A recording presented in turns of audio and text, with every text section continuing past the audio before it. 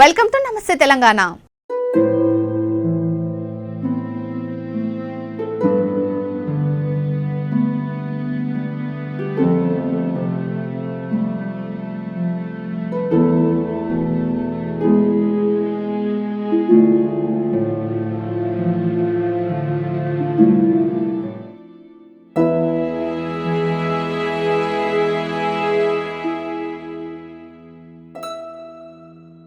ప్రతి సంవత్సరం ప్రపంచవ్యాప్తంగా 10 లక్షల మందిలో నిర్ధారణ అవుతున్న మతిమరుపు వ్యాధి అదే పార్కిన్సన్స్.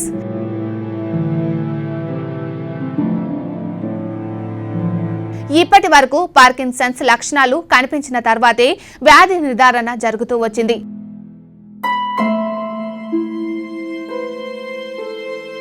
ఇప్పుడు లక్షణాలు బయటపడక ముందే రక్త పరీక్షతోనే పార్కిన్సన్స్ ను కనిపెట్టవచ్చని తేలింది.